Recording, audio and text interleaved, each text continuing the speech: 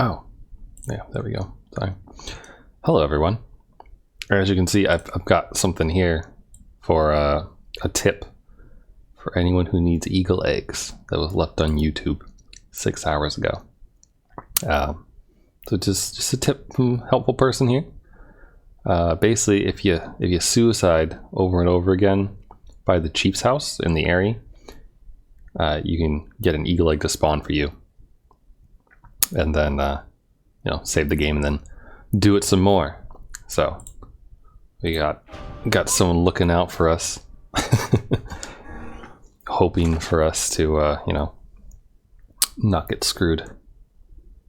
Anyway, we're starting Route C today, which is exciting. The differences we're doing, though, of course, are that we swapped from the automata music that we played with through Route B over back to the original soundtrack, but this time we're changing it from the English voice acting to the Japanese voice acting. So I might be reading some of the cards out loud every now and then, possibly. I haven't decided yet. And also I've enabled a couple costumes, and I'll be switching those around as we go through Route C.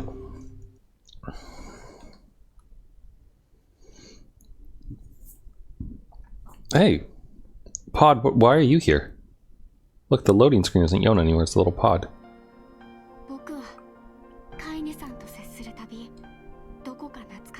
Oh, the kabuki looks nice. Or is it samurai?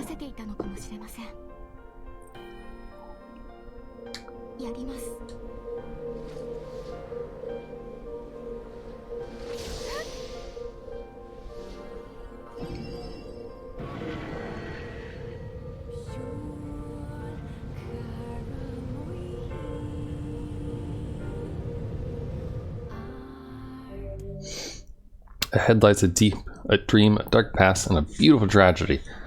Delve into Kaine's memories? Will you hate me if I say no?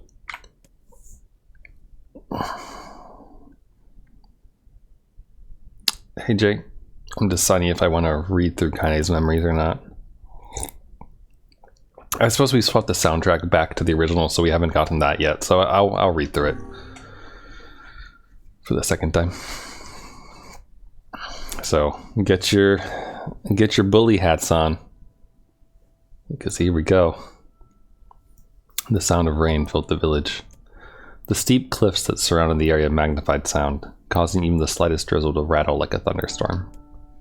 Thin wisps of smoke streamed from huts as the villagers huddled in their homes and waited out the rain. Where's my phone? If you just heard that poi sound, that was my phone. I think I'd like to shut off and mute my notifications at the moment. Yeah, see, this soundtrack. There we go, muted. A single child, however, had braved the downpour and was now wandering slowly towards the wooden hawk-shaped weather vane at the center of the town. The wanderer reached the vane, which had existed for as long as any could remember, and stared. The child's face was simultaneously delicate and fierce, like a teacup that had survived a shipwreck. Those traits combined with pale white skin to give the face an almost sexless quality. If the beak turns east, I go home. If it stays west, then The child blinked. Rain slowly dripped down the young one's short hair and began its descent to the ground. Come on, come on. The child felt a slight breeze and watched as the veins slowly creaked to life. Spinning this way and that for a moment, it finally settled with the beak pointing firmly towards the east. East? Really? Before the vein could move again, a jagged rock came spinning and tumbling through the air, striking home against the child's head. The force of the blow dropped the child to the ground as a hail of stones began to fall all around. Oh no, they found me. A heartbreaking smile crept across the child's face as the stones continued their assault. Through the rain, the sound of multiple footsteps grew louder before a voice rang out. Yoo-hoo! Kaine! The voice belonged to Demo, worst of all the bullies in the area. As Kaine struggled to stand, a final stone came skittering through the mud and bounced against her foot. Blood oozed from a cut above her eyes and blurred her vision, but she could make out the shapes of Demo and his usual gang of idiots. The boy seemed taken aback for a moment by Kaine's seeming indifference to the blood dripping from her face, but quickly regained his bravado. What's up, freak? You like the rain?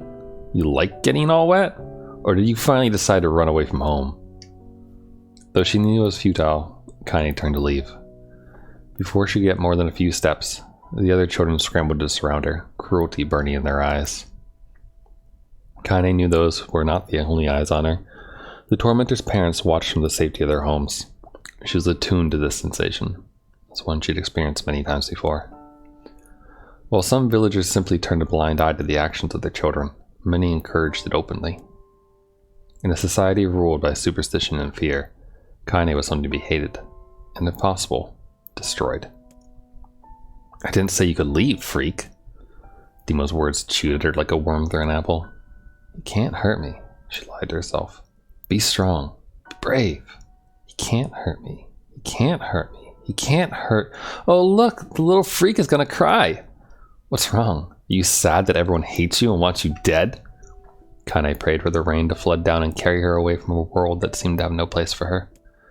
But if they were gods, they chose to ignore her. As Demo crept ever closer, the clouds began to thin and the rain slowed. Even the weather hates me. I'm useless. Failure. Wish Demo's rock had taken my head off. Kaine couldn't meet Demo's leering gaze. She lowered her eyes and stared at the muddy ground below. The bully moved forward until he was inches away. She could smell the scent of old meat on his breath. The boy grabbed Kaine's face with thick fingers and yanked it upward. She tried to turn away, but he forced her gaze back and jammed his thumb against her eyelid to pry it open. Show me. No. Did you just say no? Demo grinned evilly. You don't say no to me. No one says no to me. Not even taking his attention from Kaine, he called to his cohorts. Come on, guys. Let's give the freak what she deserves. As soon as Demo finished, kicks and blows began to rain down upon Kaine. Demo paused, still grinning, as Kaine curled into a ball and tried to make the pain stop. I don't get you, freak. What you acting like a girl for, huh? Everyone knows what you really are. Kaine ignored the question, choosing instead to stare at the weather vane. It continued to point east, as if supremely confident about the future it had chosen for her. Go home. Yeah, that's a funny joke for someone with dead parents and no home to go to. Freak, chanted the children. Freak, freak, freak. Kaine closed her eyes and listened to the rain, waiting for the pain to start again. As the clutching hands of the village children closed around her, she bent her mind to the sound of the rain, let it become her world entire. The rain fell, but the pain never came. Only when the laughter of her tormentors turned to terrified cries did she dare open a single blood-caked eye. Kaine was shocked to see Demo sprawled on the ground, holding his head and screaming in pain. She could see blood welling from spaces between his fat, twisted fingers. My God, he's crying. He's actually crying. Deprived of their leader, the other children glanced back and forth between themselves, as if waiting for someone to step forward and take charge. When no savior emerged, they began an uneasy shuffle away from Kaine. But the young girl was the least of their concerns. Instead, their attention was wrapped on the ancient woman standing a few feet away. After struggling for breath for a moment, she finally spoke in a voice thick with rage. Hurts like a bitch, don't it? Now I suggest you scatter before I throw another one. And if any of you little bastards ever touch my Kaine again, I'll do far worse than throw a rock. You can count on it. The old woman crouched down and gently touched the hand Demo was using to cover the wound. Before he could think to protest, she ground her palm into the wound and twisted back and forth. Ow! He screamed, leaping to his feet. Stop it! What are you doing? Quit whining. Ain't no one ever died from a scratch. You hit me with a rock, you stupid bitch! A big one! That thing could have killed me! The old woman shrugged. Death is the best cure for stupid. Demo's face twisted with rage at her words. Locking his eyes on Kaine, he took a step backwards and spat on the ground. Get out.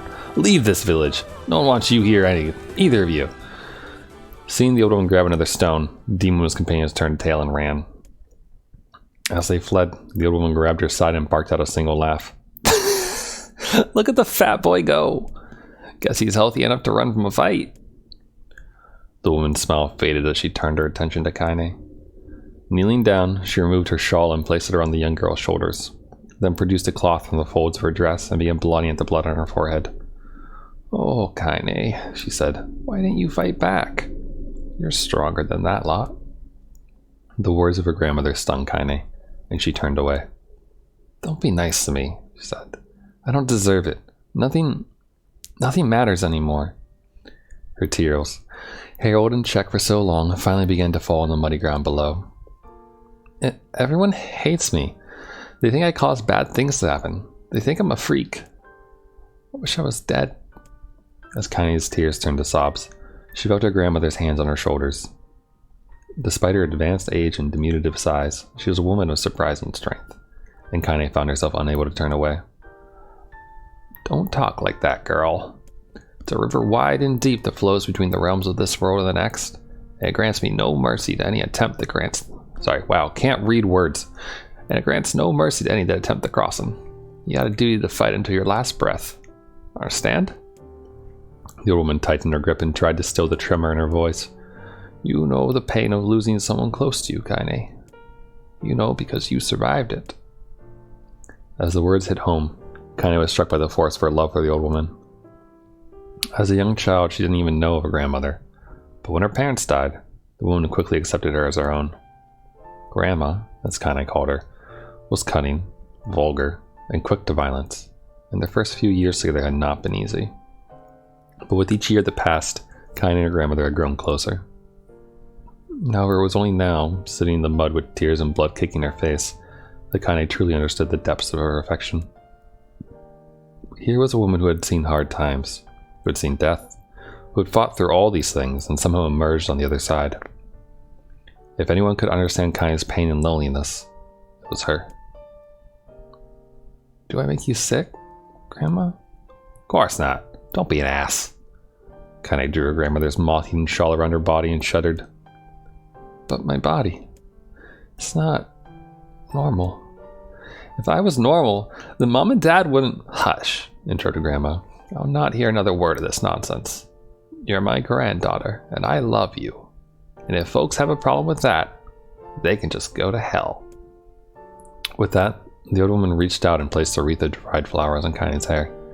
The skill it took to bend the flowers without breaking the stems or losing a single petal was remarkable, and the beauty of it made Kaine want to cry all over again. Oh my gosh, these are lunar tears! Grandma, you made this for me? Lunar tears were legendary flowers. Most people could live their entire lives without ever seeing one, and yet her grandmother had somehow collected a dozen or more. Kaine reached up and touched the wreath, as if she couldn't believe it was real. Where did you find these? Just stumbled on them while I was out doing the shopping. The old woman turned away as she spoke, leading Kaine to suspect that the search had been more difficult than she was letting on. The pains she took to construct the ornament, let alone track down the flowers used in its construction, made Kaine's heart hurt. She reached up and gently adjusted the wreath, admiring the way it felt between her fingers. Didn't quite turn out right, said her grandmother as she squinted at it. These old hands have trouble with delicate work, but it sure looks good on a pretty girl like you. Kaine blushed and turned away. You think I'm pretty? Of course you are. What a fool thing to say. Thank you, Grandma. Her grandmother smiled. We're gonna be fine, you and me, she said. As long as we got each other, we'll be just fine. Kaine took her grandmother's hand in hers, and the two of them struggled to their feet. As they began the long walk home, Kaine gripped the hand with all her might, as if trying to stop smoke from drifting away on the wind. The rain had stopped. Kaine stood beneath the weather vane, watching it spin in lazy circles, no longer caring about the direction it faced when it stopped. I don't need to escape. I have a home now. Grandma loves me, and that's enough, even if it's us against the world. Kaine let her gaze drift up past the vane and into the cloudy sky. The last faint hints of a rainbow were slowly fading. As she turned and headed for home, the light scattered into a million particles and vanished, seemingly taken away on the breeze.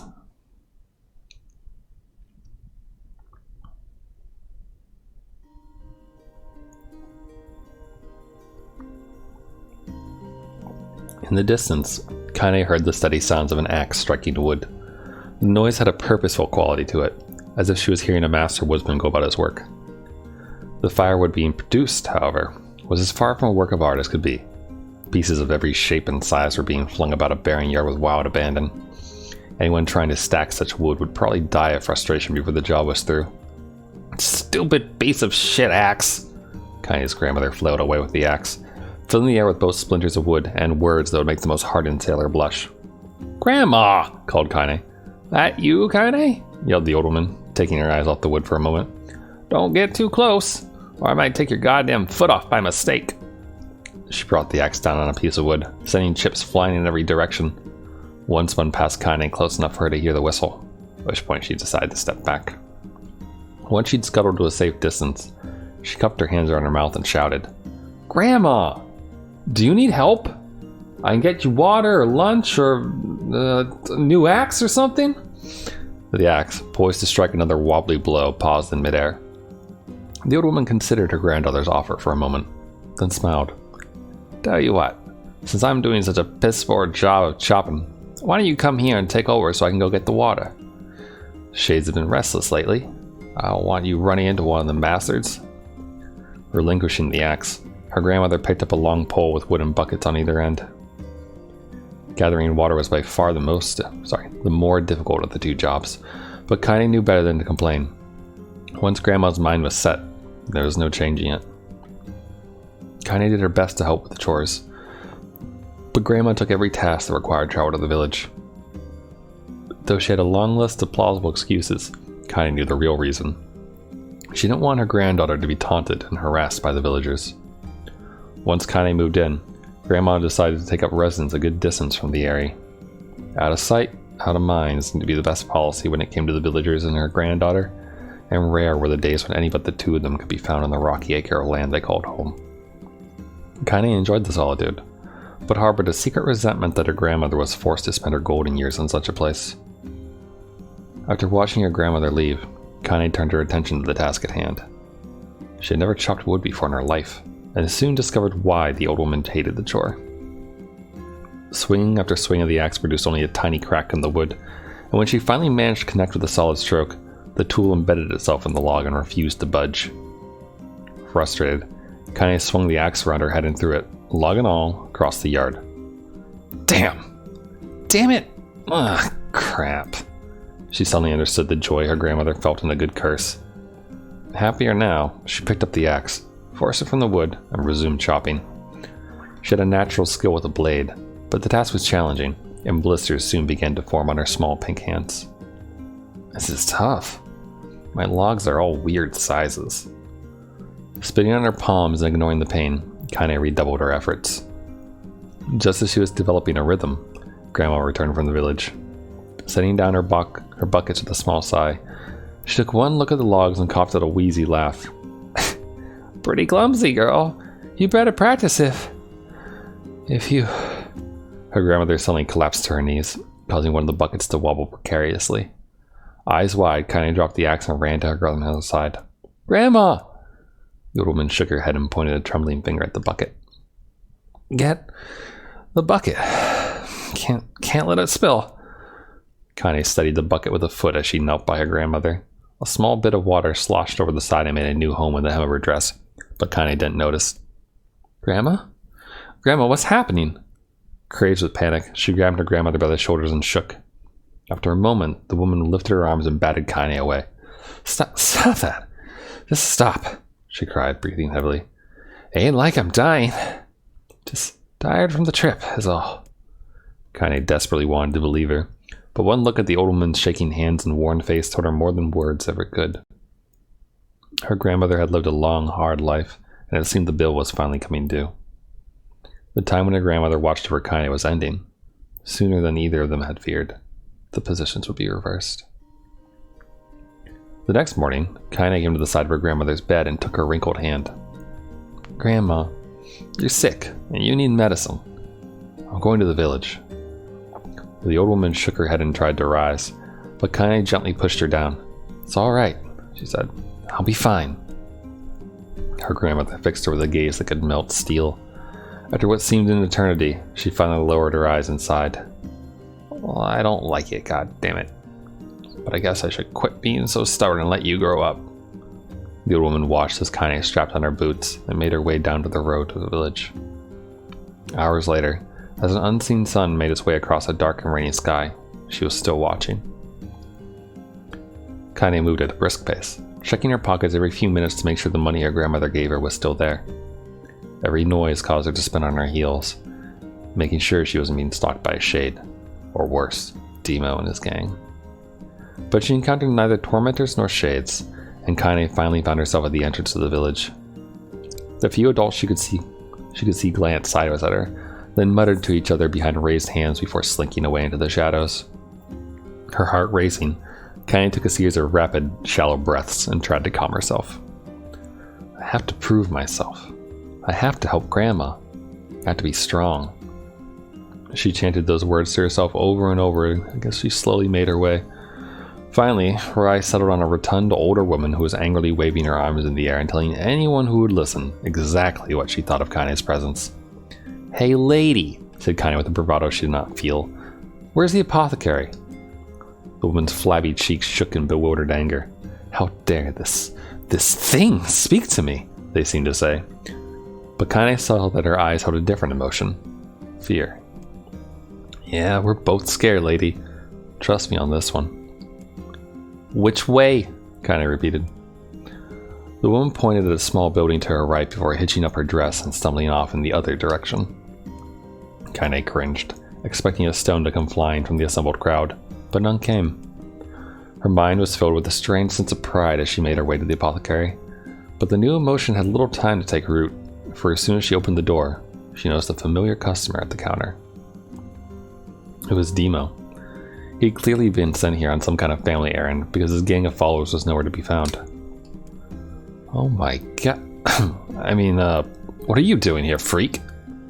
The insult was delivered without force, and Kaine happily ignored it.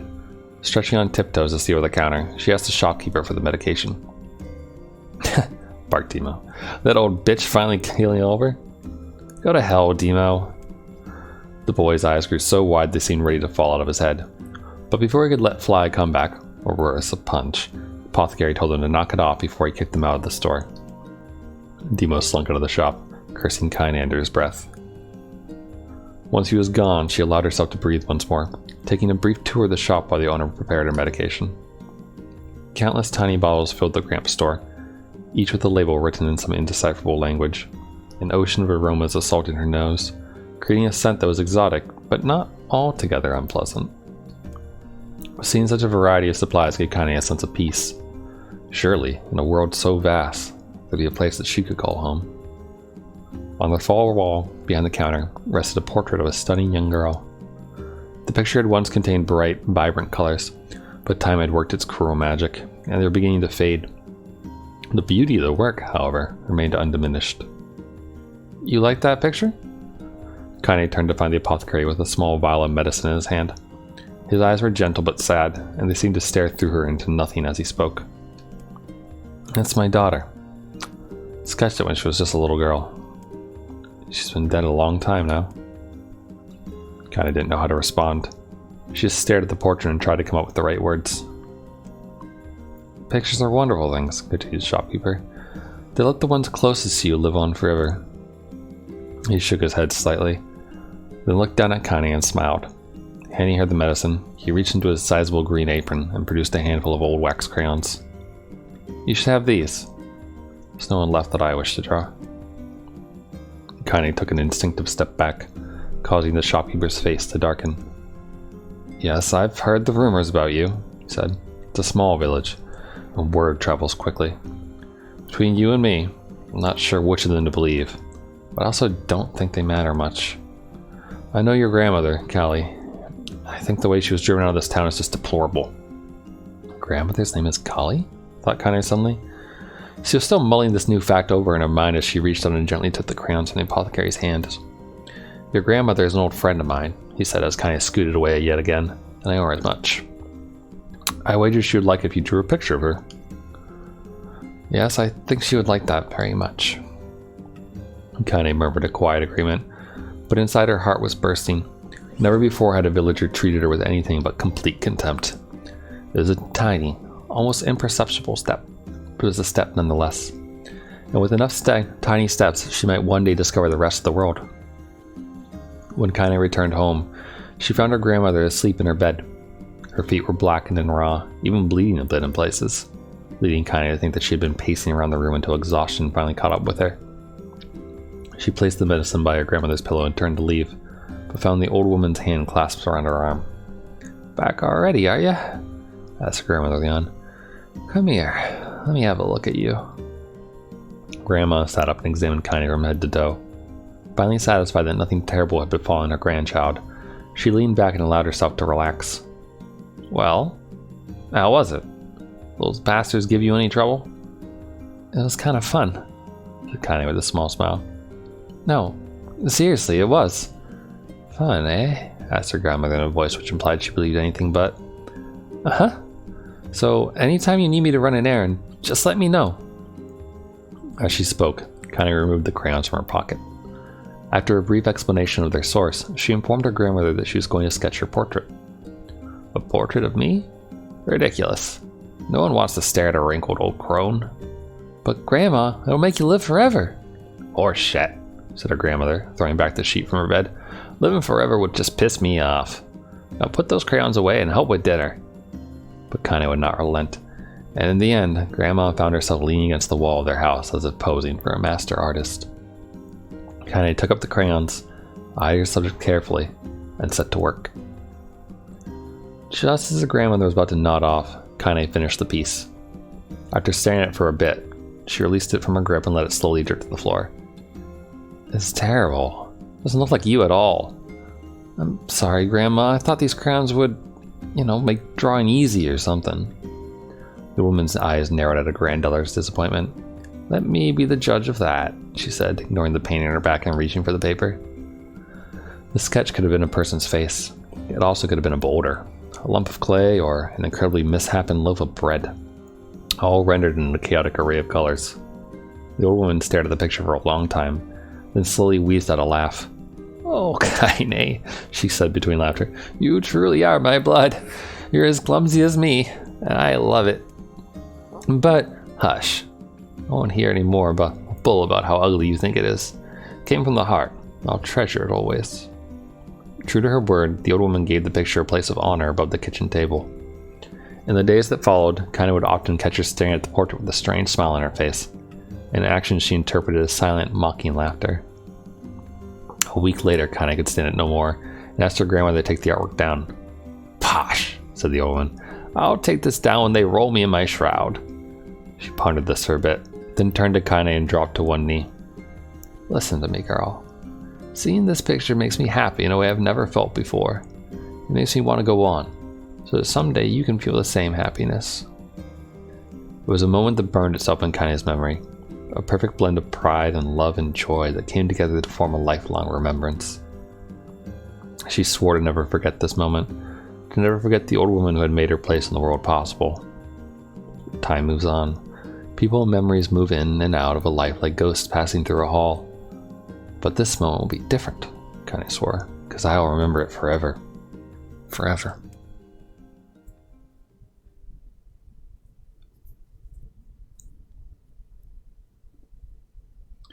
Kaine listened to the sound of crackling firewood and stared at the black object on her plate. She had been pushing it around the wooden disc for a good 10 minutes, ignoring the bemused stare of her grandmother. Finally, she summoned her courage and gave the object a brief sniff. A sharp, bitter scent flew up her nostrils and made its home there, causing her face to twist with disgust. "Grandma, I can't believe you want me to eat a bug." The old woman threw some more wood under the cooking pot and snorted. "It's no bug, you fool girl. It's a berry." "Why the hell would I be feeding you bugs?" "Yeah, well, it sure looks like a bug," said Kaine. "I think it's burnt or something, because it smells terrible." With that, Kaine held her nose and threw the berry in her mouth, chewing as little as possible. "Oh yeah, that's terrible, all right." "Why, you little brat," laughed the old woman. "Look at the sass on you. You've been spending too much time with me, and that's a fact." 5 years had passed since the moment when Kaine's grandmother saved her from the bullies. As is often the way with two stubborn people, their relationship had grown in fits and starts, but moved forward all the same. Meals that used to be somber affairs were now filled with laughter and hurled abuse in equal measure. Kaine could not remember a time when she'd been happier. As the years went by, Kane started to shoulder more and more of the daily responsibilities. Her grandmother's legs grew weaker by the day, and she could no longer do many of the chores she used to take for granted. And so this morning found Kane lacing up her work boots with a breakfast of burned berry rolling through her belly. "Where are you going today?" asked Grandma suddenly. Kane looked up surprised. The old woman rarely asked for specifics anymore. "Well, I was going to check out the kelma trees and see if they were ripe. Thought we could make some jam or something. Oh, I want to pick up some flagstones, so I need to take the wheelbarrow." "Flagstones? What the hell for?" Kane stared at her grandmother, then held out an arm and swept it around their home. Constructed mostly of cloth, rope, and rubble, the old place sighed like a boxer in the final round. "Grandma, a dying cat could chew through this house. Gotta build a stone wall so we have some protection." The old woman laughed, exposed her toothless grin to the world. "God damn, girl. A bunch of thieves wanted to ransack this old place. Let them come. We had nothing worth stealing anyway." "I'm not worried about thieves. I'm worried about shades. There was someone west of the village yesterday." The old woman tilted her head and stared at her granddaughter. "Well, shoot. I don't know why you had to do it today. We can worry about it some other—" "Grandma, no. If I don't go to the kelma trees, we won't eat tonight. You know that." A confused expression passed across the old woman's face, and for a moment she was a small child lost at a carnival. Yes, she said after it. "Yes, of course you're right. I'm sorry, Kane. Lately it seems my mind is—" She didn't finish the thought. Instead, walking over to her nightstand and gently taking the wreath of lunar tears from the drawer. The flower petals had aged to a brilliant whiteness, and Kane thought it was more beautiful now than the day she first received it. "You're gonna be a true woman soon," Grandma said as she placed the flowers in the girl's hair. "So that means less chatter about shades and building defensive walls, and more talk about how beautiful you become." Annoyed, Kane reached up to remove the garland, but the look on her grandmother's face stopped her hand. "You're a beautiful thing," said the old woman, "and there ain't another like you in all the world. I'm very proud of you." "Okay, Grandma, that's enough goddamn compliments for one day." "Such a mouth on you. Where did that come from?" "Gee, I wonder." "I'll teach you to sass me, girl," yelled Grandma. Suddenly she lurched forward and grabbed Kane by the ears, pulling her around the room with a crazed grin on her face. "Grandma!" yelled Kane in a quaking voice. "Grandma, stop it! What the hell?" The woman stared at her and blinked, then slowly held her wrinkled hands out as if it was the first time she had ever seen them. Oh, I don't know what happened there.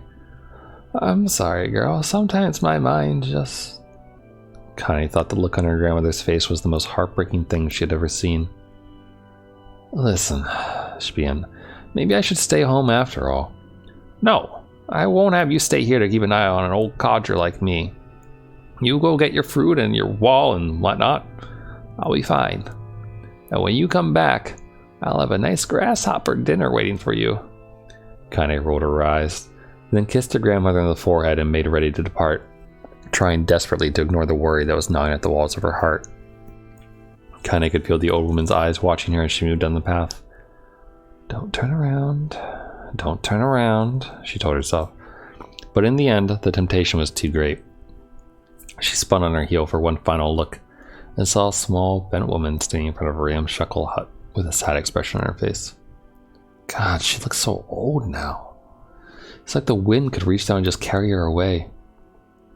Kane worried about her grandmother all day, causing her work to suffer. What little fruit she could collect was tossed carelessly into the wheelbarrow. She only found a couple of stones before losing interest in the progress. Finally, as dusk approached, she decided to call it a day. Cursing herself at the lack of focus, Kane pushed the nearly empty wheelbarrow back down the path. As she crested the final hill, she suddenly froze in place. The wheelbarrow fell from her fingers and collapsed on its side, sending a few pieces of wrinkled brown fruit rolling back down the hill. Her gaze was transfixed by a thick black cloud that hovered just ahead, tracing its path with a finger. Kane suddenly felt her stomach knot. Kane suddenly felt her stomach knot in on itself. No. Oh, gods, no. Her grandmother's house was ablaze, the flames licking up as if trying to touch the sky itself. Grandma? Grandma! Kane ran then, faster than she had ever moved in her life. Once she tripped on a stone and went sprawling into the rocky ground, but she leapt to her feet and continued running, unmindful of the blood that spilled from her wounded hands and knees. As she got closer and closer, Kane's mind began to race in time with her footfalls. It's too dark. It's too dark. Not just fire. Can't be fire. Too much smoke. Gotta save her. Gotta save her. She burst into the front yard and came to a sudden halt, her worst suspicions confirmed. The smoke from the fire was mingling with the thick, inky blackness of an enormous shade. The massive creature supported itself on 3 twisted feet, and she balanced through means of a large armored tail.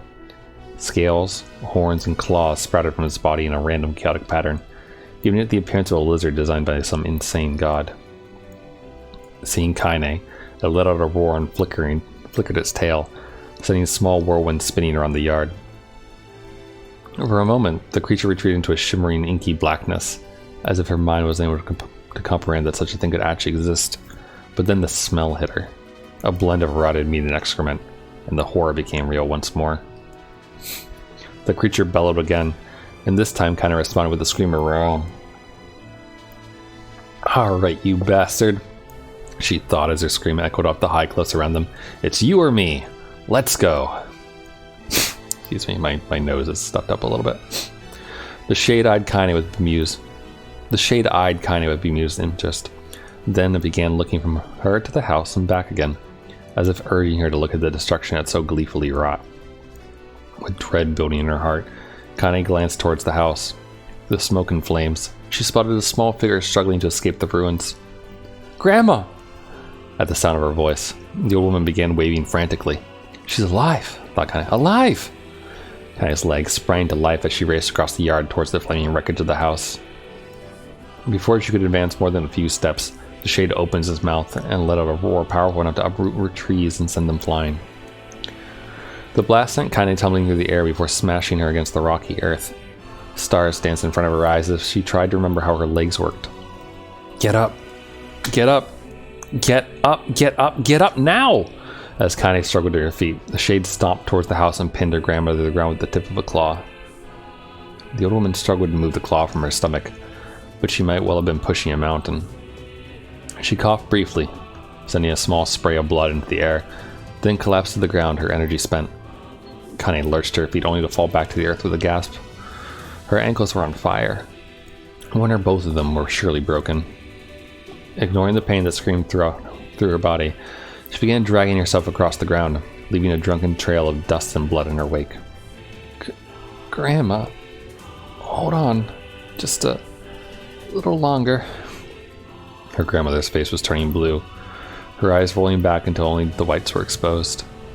Kaine pulled herself across the ground with maddening slowness, the distance seeming to increase with every second that passed. The shade glanced between the two women and flicked out the tongue, its giant mouth turning up at the corners. Short, panting breaths belched from somewhere deep inside his core. Bastard. Laughing at us. She had no idea how such a mindless creature could experience emotion. There could be no doubt the shade was taking joy in their silhouette. "Yeah, I see your plan." The shade moved its claws slightly, allowing Grandma to breathe again. It was clearly keeping her alive, only to snuff out her life when Kaine was close enough to touch her. "I'm gonna kill this bastard." Summoning all her strength, Kaine rose to her feet. There was a sickening snap from her right ankle as the foot twisted backwards, but she forced it from her mind and began to hobble towards the monster. Pulling a small knife from the pouch at her waist, she leapt on the foot to pin her grandmother and plunged the weapon deep. "Give her back!" she screamed. "Give her back to me!" It was like stabbing a rock. After a few swipes, the knife broke her at the hilt with a dull snap. The shade panted laugh again, then raised its tail and sent it rushing through the air towards the young girl that was latched to its foot. Kaine never had a chance. The tail struck her square in the chest and sent her crashing into the burning wreckage of the home. As she lay on the ground with blood pouring from multiple wounds, a small, weak voice spoke up. "Kaine?" Kaine's vision blurred, but she forced herself to focus on the sound. Finally, her eyes cleared enough for her to make out her grandmother's hand reaching out to her through the smoke. "Grandma? Kaine, you gotta run. You can't mess this one." Kaine grabbed the hand and held on with all her strength. "Grandma, come on. We have to go." The woman coughed loudly. One of her hands, slick with blood, slipped from Kaine's grasp and thumped to the ground below. "Grandma? No. No! I said run, god damn it. You have to live. You have to get through." The thought would stay forever unfinished. Before she could say another word, the shade's clawed foot descended, smashing through the remains of the roof and down upon the shattered figure of the old woman. Blood oozed from gaps in the creature's toes as the terrible putrid smell assaulted Kaine's nose once again. She stared at the foot, dumbfounded, convinced that what she was seeing could not possibly be real. When the creature finally lifted its appendage, all that remained underneath was a twisted, unrecognizable mass of rubble and red. Her grandmother was gone. Kaine blinked, trying to feel the hands which had been in hers just a moment before. For a fleeting instant, she could remember the warmth of that embrace, the trembling of the fingers, but then the sensation drifted away on the breeze and was gone. Memories flashed through Kaine's mind, one after the other, faster and faster, until they became a meaningless jangle of noise.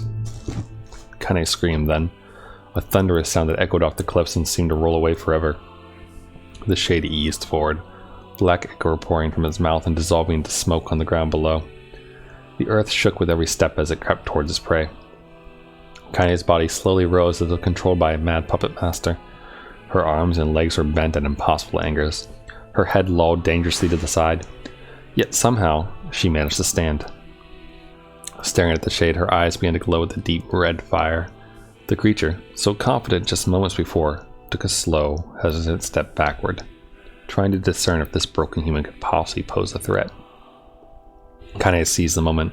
Laughing like a madwoman, she leapt into the air and plunged the shattered hilt of her knife deep into the leg of the shade.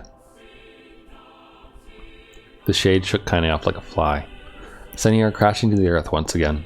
Her chest rose and fell slowly, as if a great weight were resting on it. Moist sounds of pain echoed throughout her mind. Something warm and thick oozed from her ears.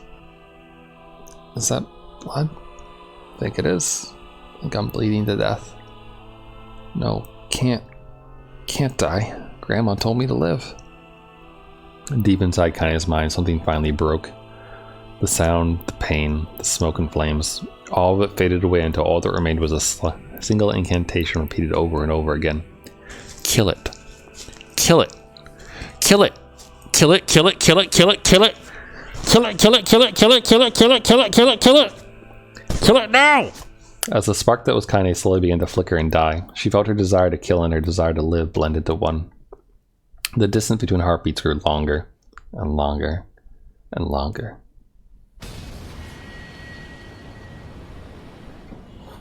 Whee! Alright, and there's her in her A1 costume. Delicious steak sauce.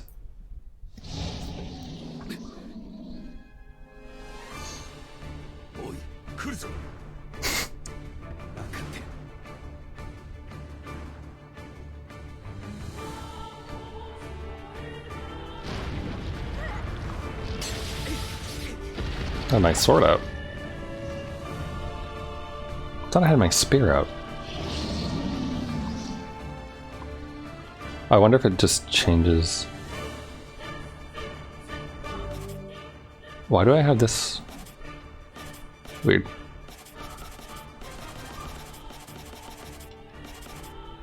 $7.15. No, I'll do that red song.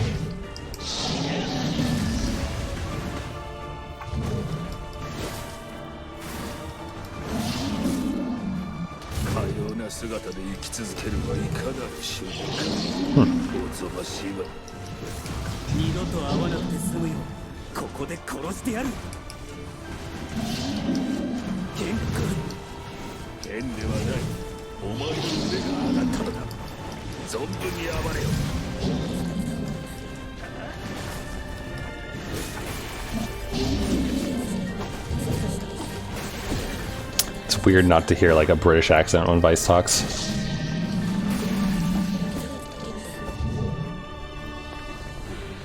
Wait, oh, I took up my pipe. Okay, sure, why not? Let's kill it with a pipe. I kind of like this outfit though.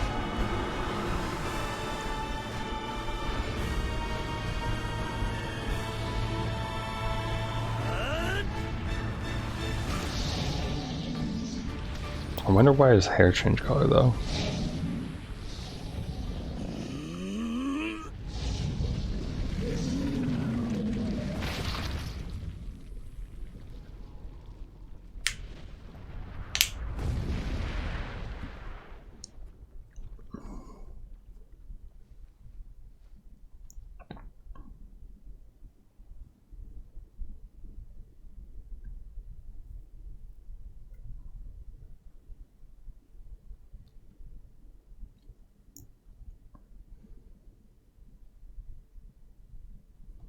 I'm gonna need more liquid, aren't I? One second. I have hot water in the other room. I just need to pour it into this cup because it's nearly out. And there's more reading to be done.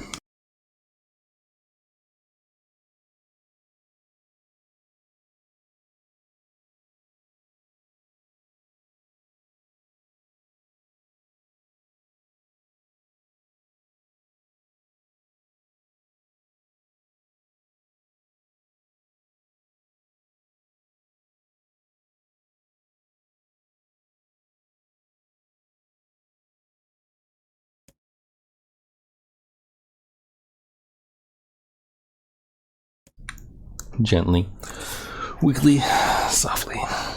The shade, sure that his tormentor was dead, turned and stomped off toward the horizon, stopping along the way to bellow one final roar. Couldn't kill it. Ashamed beyond imagining, Kane tried to turn her head to the side, but only succeeded in coughing up a huge gout of blood. It's getting difficult to see, and only after a moment of fierce concentration did she realize that her left eye was gone. Laughing to herself, she turned her remaining eye to the ruins of her home and noticed a ragged stump of arm resting a few feet away. Yeah, that's mine, she thought with a mad giggle. It's gonna make clapping a real bitch. Cried a sudden voice from the depths of her mind.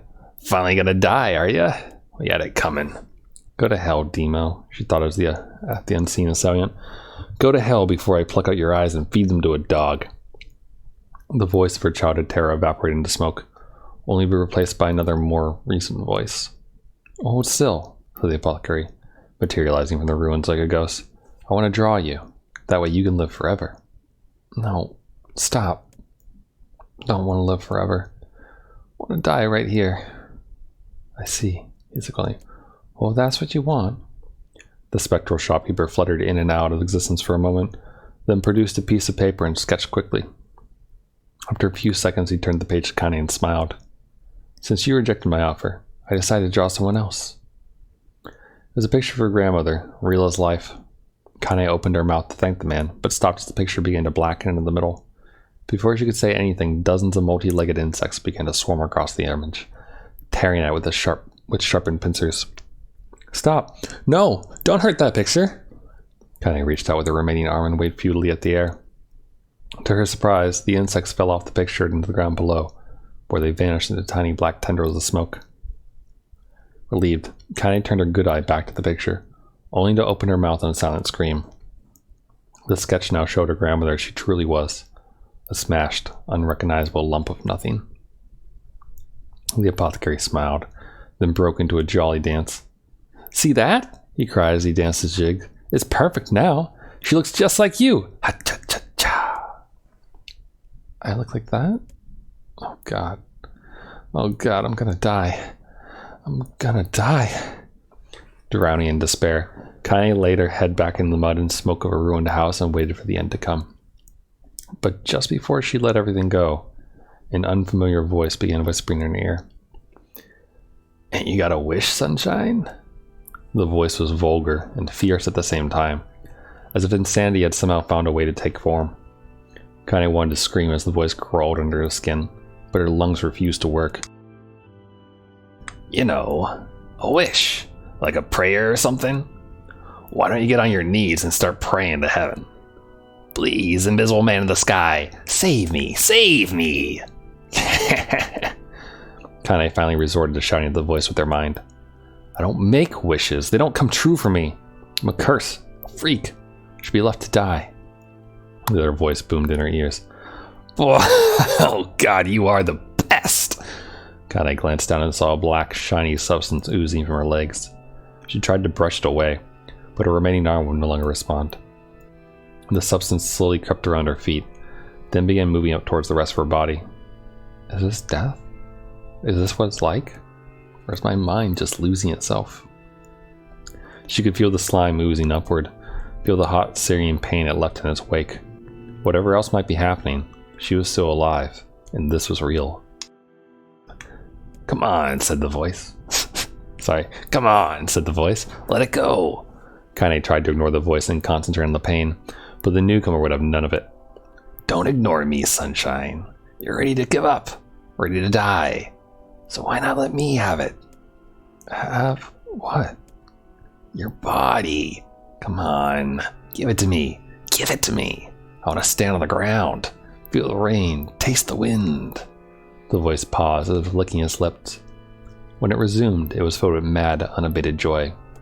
And I want to take your hands and use them to choke the goddamn life out of people. I want to tear out their throats and bathe in the blood, just like before. In response, Kane shifted her head and vomited. The warmth of it crept down her front and mingled with the pain of the encroaching black ooze. Are you a shade? Oh, yeah, maybe. What of it? The slime reached her face, crept up past her nose, and slowly oozed into the socket of her missing eye. The moment it touched her brain, Kane was struck by the most powerful sensation she'd ever felt in her life. It was ecstasy. She wanted to scream with delight, but all she could manage was a small whispered moan. Feels good, don't it? Asked the voice with a chuckle. Yeah, what can I say? I know how to please the ladies. Now give me that body. Come on, give me the body, I'll give you more of this feeling. It's a fair trade. A black lump began to protrude from Kane's side. As she watched, it grew longer and thicker, eventually taking the form of her missing arm. I can see better, she thought. My eye must be growing back too. The slime reached up to envelop the rest of her face, but she managed to brush it away. Stop, she whispered, marveling at how she had regained her voice. Stop. The black ooze hesitated, as if considering this request, then quickly shimmered down her body before disappearing in a cloud of smoke. Oh, what the hell, Sunshine? Screamed the voice. We had a deal. Thought you wanted to die. Grandma said, can't die yet. A brief image of her grandmother, bloody and broken, flashed before her eyes. She saw the shade that had killed her and heard its mocking laughter, then closed her eyes and forced the image from her mind. Excuse me. Her whole body was quaking with rage. When she opened her eyes again, they burned bright red. That thing took my grandmother. I have to kill it before I die. Kane glanced down and saw a mysterious pattern. The pattern of the shades burned itself into her left arm. Well, I'll be damned, said the voice cheerfully. Look at that, Sunshine. I think you and me are going to be good friends now. Kane stared intently at her arm. The more emotional she felt, the more the letters seemed ready to puncture her skin and begin infecting the rest of her body. The arm clearly had a will of its own now. Stop. Gotta stop. Holding her left arm in her right, Kane took a deep breath and tried to calm herself. Come on, don't fight it, pleaded the voice. Hate's my favorite dish, and I'm hungry. Let it go. Feel the anger. Burn with the fire of revenge. Thirst for blood, then go out there and... Shut up. Shut up and get the hell out of my body. Your body? Oh, that's rich, Sunshine. Real rich. Look, why don't you just up and die so I can have this body all to myself? What do you say? I bet those buddies of yours in the area would love to see you dead. Kane grabbed a nearby shuttered glass and tried to saw off the shade-infected portion of her side. Before she could, her darkened left arm grabbed her right wrist, crushing it. Kane screamed and dropped the shard as the sound of bone crunching on bone. Filled the air. Sorry, I need to... Oh god, it's so hot. The water was still like 190 degrees, so it's not as low as I normally have it when I drink it. Ouch, it hurts.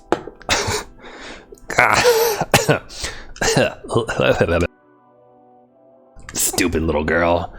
You're possessed now, Sunshine, and there ain't no going back. The voice laughed again, a loud, long wail that seemed to go on without end. Possessed? whispered Kane. Yeah, possessed. You and me? We got what you might call a timeshare arrangement. Remember how folks used to think you were a freak? Well, wait until they get a load of you now. Kanye looked up, tears in her eyes. The sky seemed smaller somehow, darker.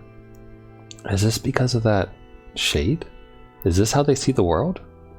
So, listen, purred the voice. I know this whole possession thing seems a bit sudden, but it ain't all bad. There's plenty in it for you, too. I'm a very powerful creature, Sunshine, and now that power belongs to you. You got enemies? People you want to kill? I can make it happen. That little fat kid who kept picking on you? That big old shade that squashed your granny? We'll wrap them up in their own assholes. No more abuse for you, Sunshine. No more pain. Wait, said Kane. You're a shade. Why would you help me kill another shade? What? You think I'm some kind of racist? Some killing snob? I don't give a good goddamn who you murder, honey pants. I just want to drink from the well.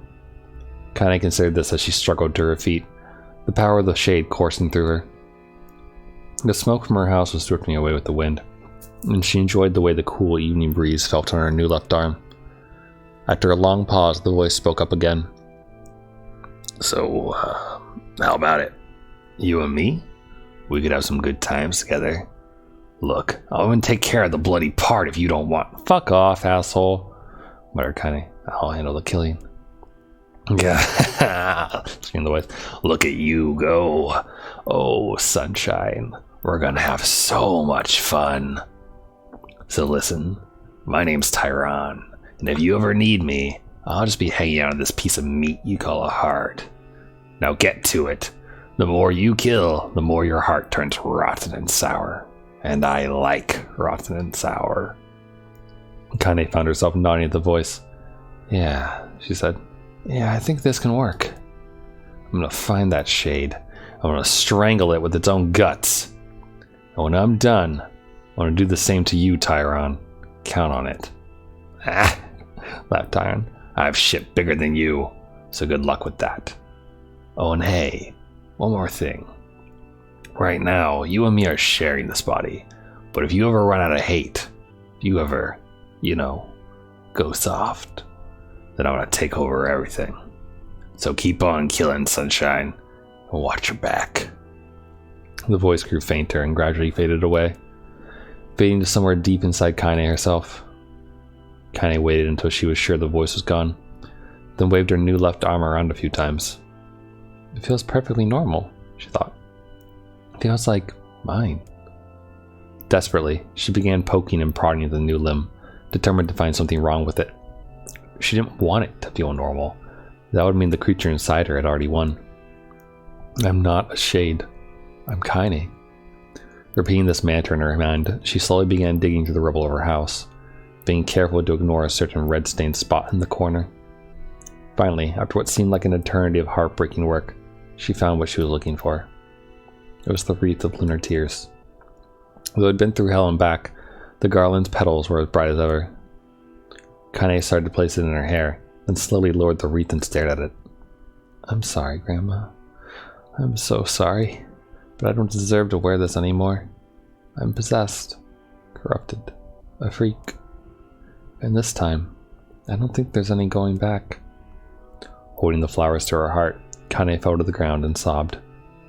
As night gradually lightened to dawn and the people of the area rose to their daily lives, she remained in that position, as if tears could somehow wash away the horror that now infected her world.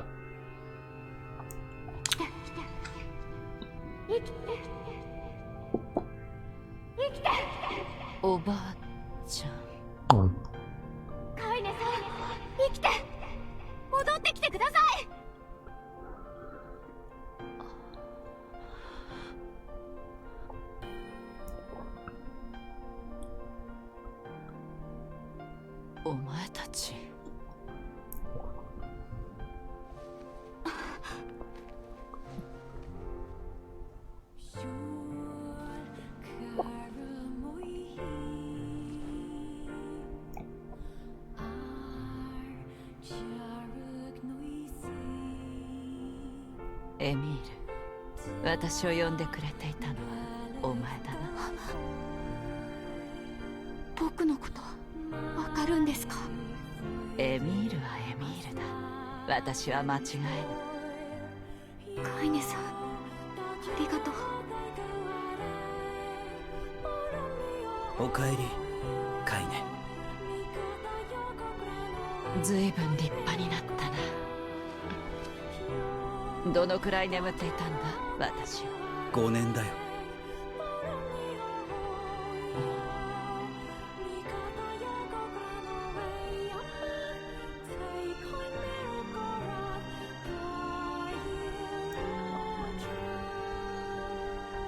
そうか、5年か。ヨナは探してるが魔王の足取り自体なかなかつかめぬ。 Vice's voice is interesting. これそれは月の涙。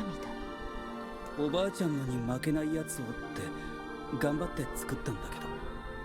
そうか、ありがとう。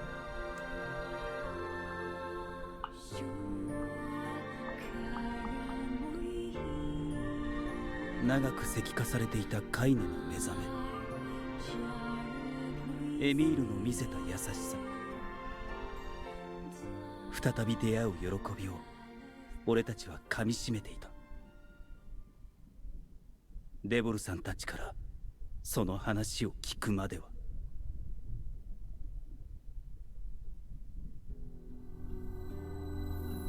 なぜなんだ、どうしてなんだデボルさん。分かってちょうだい。揉め事が起きて危害が及ぶのはあなたたち自身なのよ。でも大丈夫ですよ。僕らなら外で寝ますから。待てよ、おかしいだろ。己の身を犠牲にして村を救ったカイネとエミールがなんで村から追い出されなきゃならない。だって僕らこんなんだし、みんな怖がりますよね。あなたにそう思ってもらえるだけでもう十分ですね、カイネさん。私は外の方が慣れてる。そんな。じゃあ外で待ってますね。すまないな。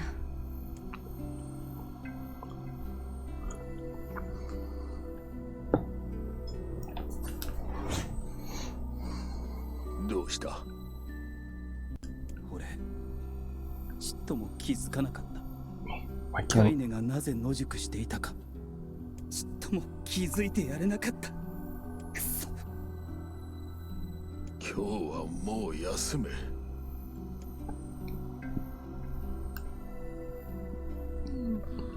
I feel like Vice sounds like a samurai lord or そ something. の夜は眠ることができなかっ I guess that makes sense. た。デボルさん初めて憎く思った。ポポルさんを冷たい人だと疑った。だがそんな俺の感情には意味がない。彼女たちは村を第一に考えた結果、ああ言うしかなかっただけだ。村人たちを魔物の恐怖から守ろうとして言ったことだ。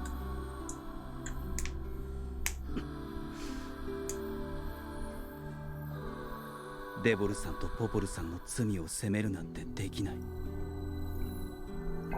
カイネたちの立場を知ろうともしなかった。俺も同罪なんだから。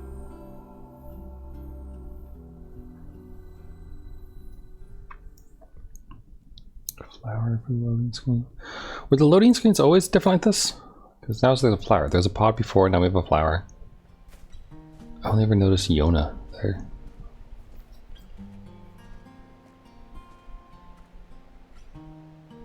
カイネとエミールに謝ろう。謝って、いや謝ったって。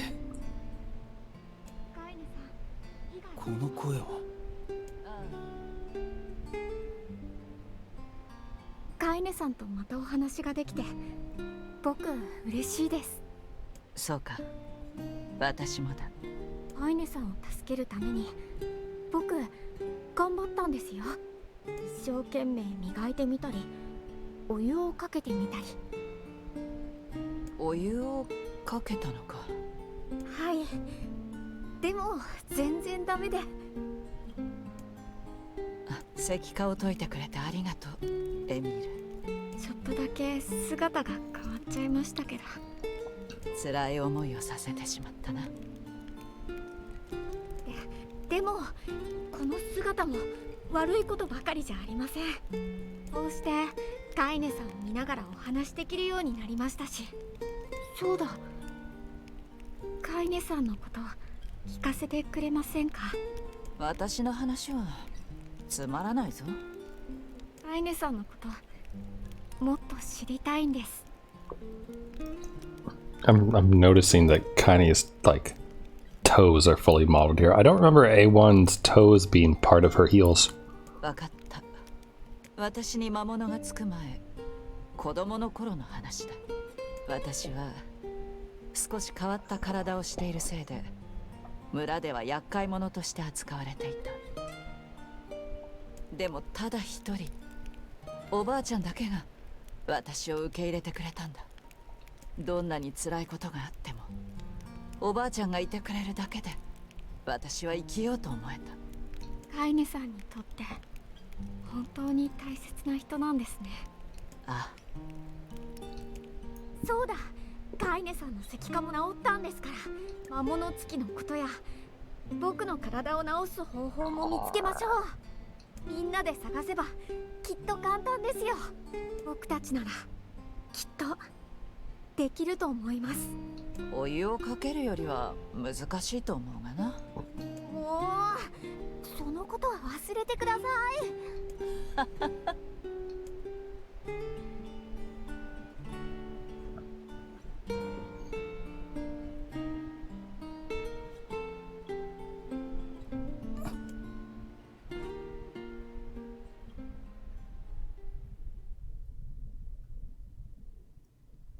Cute.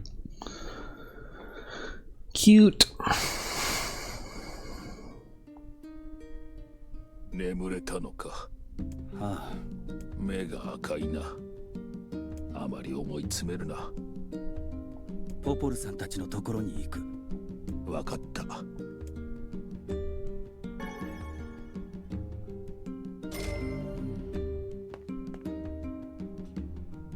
Okay.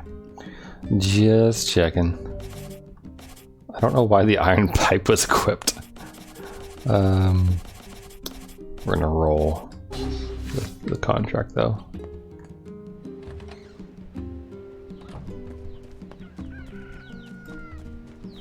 I'm not gonna bother planting right now. Just harvesting the moonflower seeds, that's all.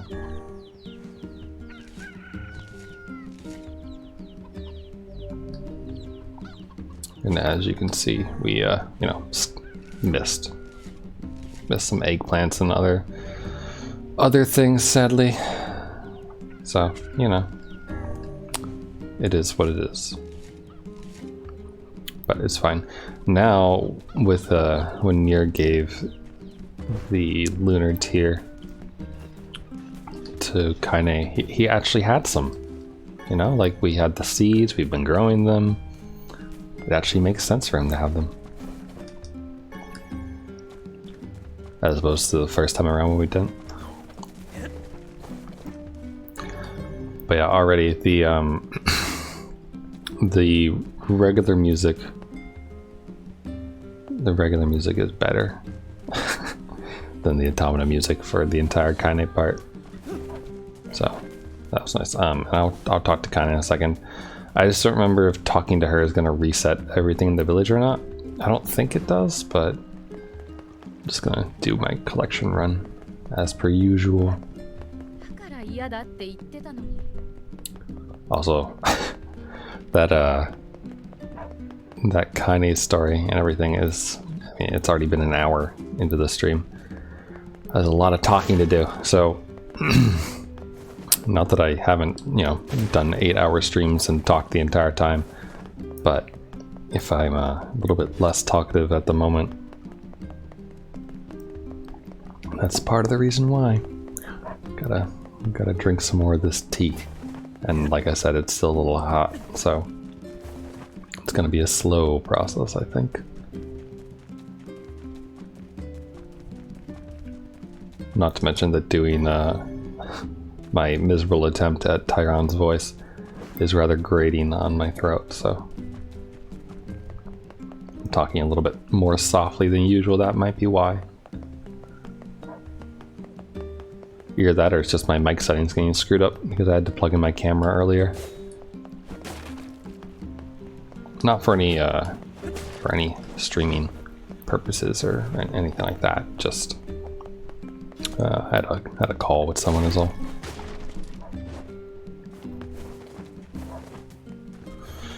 Had several calls today actually. like my one of my coworkers decided that it had been too long since we had a happy hour, so they arranged こん one. にちは、デボル。よう意外だな。もう声をかけてもらえないかと思ってた。いいえ、あれは村のためだと分かっています。そうだな。じゃあポポルの元にも行ってくれ。魔王のことで話があるそうだ。ええ、今から会いに行きます。それとなんだ？俺も昨日は取り乱してすみません。お前が謝る必要はないさ。誰だって仲間を傷つけられると腹が立つ。彼女たちにも謝っておいてくれ。ちゃんと伝えておきます。 Oh, sweet. We actually get to listen to her sing here. Quick question.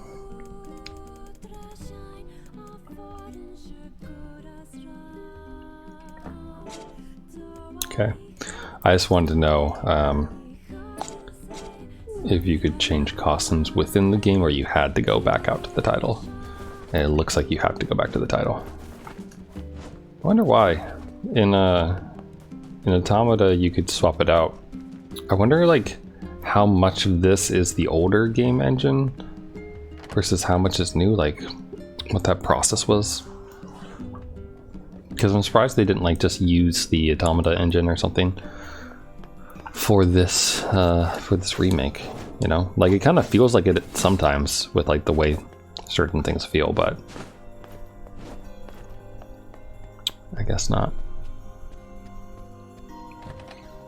Because you could change things around in Automata, so. ポポルさん。あ、昨日はごめんなさい。どうして？あなたは何も悪くないわ。でもポポルさんたちも悪くない。村のみんなのためなのに辛く当たってしまった。優しいのね。ありがとう。気にしないで。そういえば何か話があるとか聞いたのだが。ええ。石の神殿があったでしょ。我のいたところだな。そう。魔王の居所はそことつながっているらしいの。東大元暮らしか。でもあそこに渡る橋は通れなくなってるんじゃ。船で行けばいいわ。船？ようやく交易用の水路が整備されたの。魔物からの被害もあって随分と遅くなってしまったけど、石の神殿の裏側の道にも船を出してくれるよう頼んでおいたわ。船頭さんに言えば無料で使わせてくれるはずよ。これで町の間の移動も楽になると思うんだけれど。ありがとうございます。ポポルさんにはお世話になりっぱなしだよ。本当に感謝してる。じゃあ行ってきます。気をつけてね。本当に。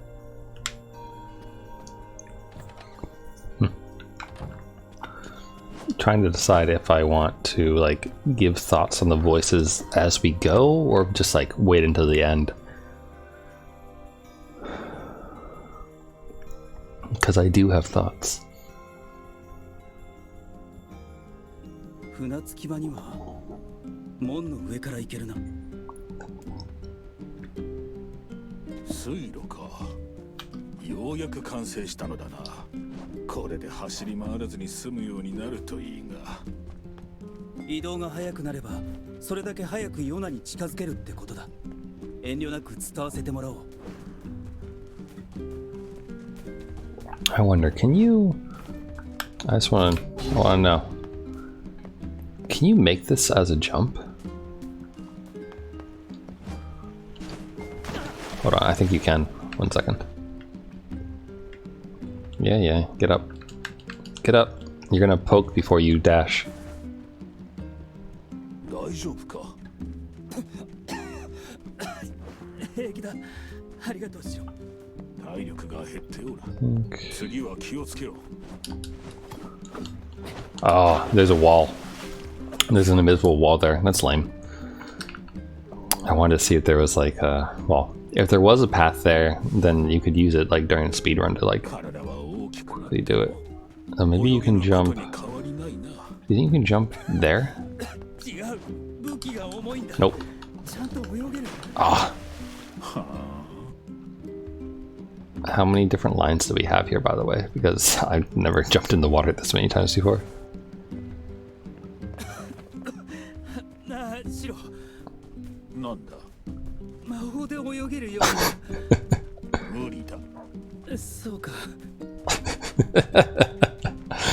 It's funny. Also, it's interesting to me that well, Vice's name is, you know, is Shiro.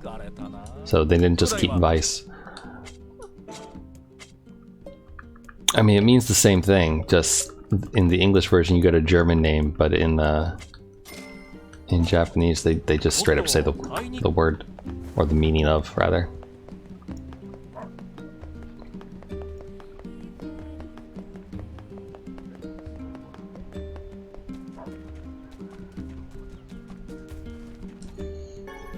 Sweet, giant egg. That will go nicely in one of my weapons. Do, do, do, do, do. Yeah, it feels nice to have this music back. I missed it a little bit. Anyway, let's see. Yeah, 久しぶり。僕のこと覚えてるかな？その赤いカバン、まさか海岸の町の喧嘩夫婦の。ああ、久しぶりだな。あれからずっと水路の整備をしていたんだけどね。仕事を認められて船頭を任せてもらったのさ。すごいじゃないか。ありがとう。まあ忙しくなった分、妻との喧嘩は絶えないけどね。あ、船に乗って。行きたい場所を言ってくれればそこまで連れて行くよ。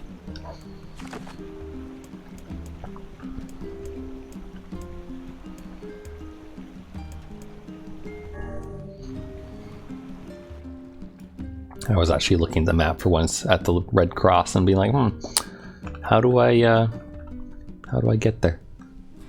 この洞窟の先に石の神殿があるよ。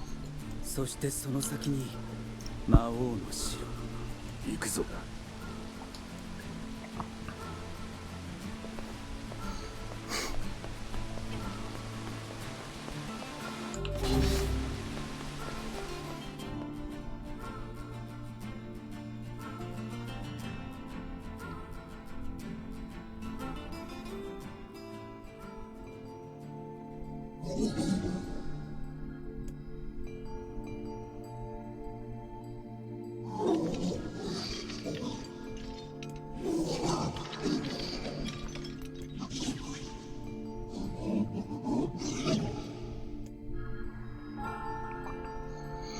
I can't not think about the portal turrets whenever I read that line. I'm different. When did I do the portal stream? Was that like a year ago? Was that more than a year ago? I played through all of Portal on stream, I'm pretty sure, in recent memory.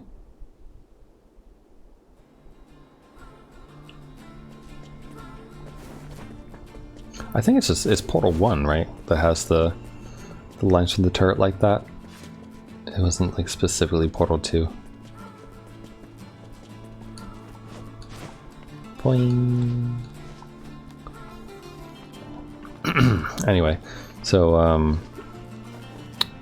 had that work happy hour,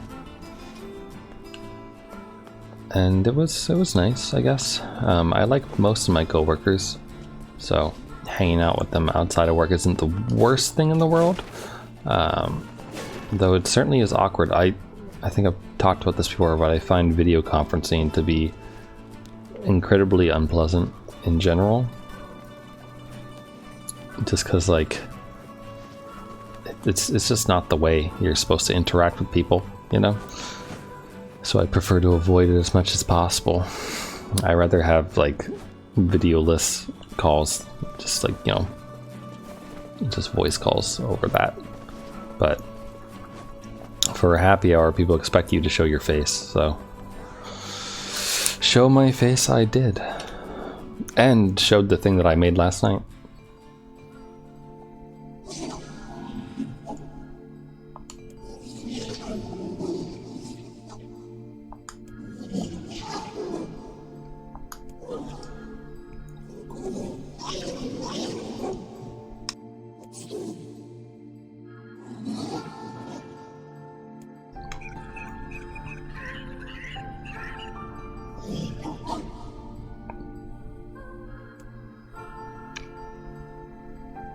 Squeaky, squeaky, they say.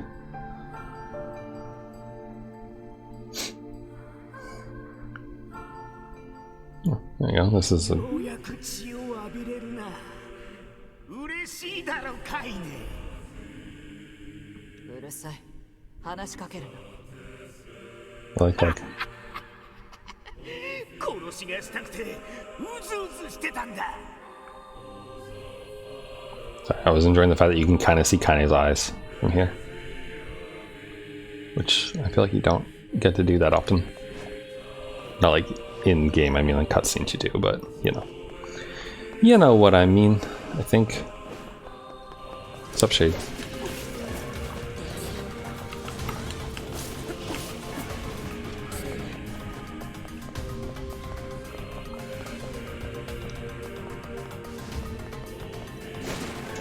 I think I'll just run around to break everything and spawn any and all shades and then go about it.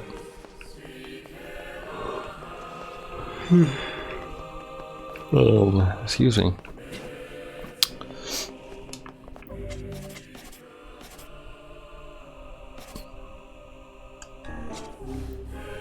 But yeah, last night I decided to use some of the ice cream, to use some of the milk that I have. And try to make ice cream. Oh, sweet, a twisted ring. Wait, what are you shooting, Emil? Because generally what happens is I buy cereal and I buy milk, and one or the other finishes before the other one, and I end up, you know, trying to compensate for it in some way. And when I run out of like dry cereal,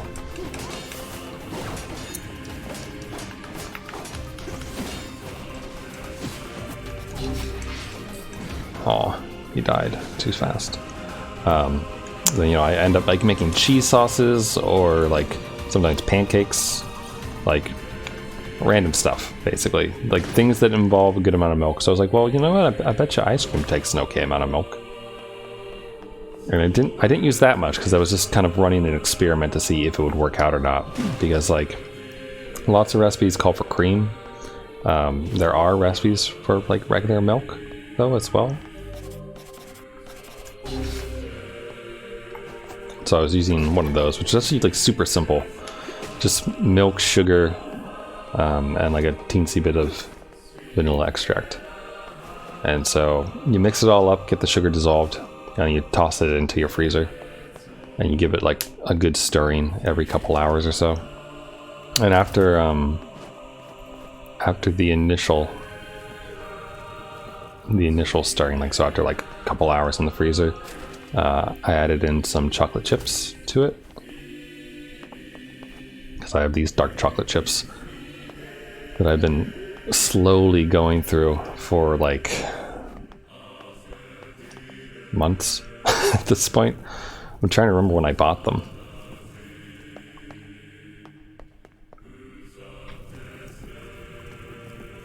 I bought them a long time ago though. It feels like a month or two, but it's not like dark chocolate doesn't really like go bad per se. So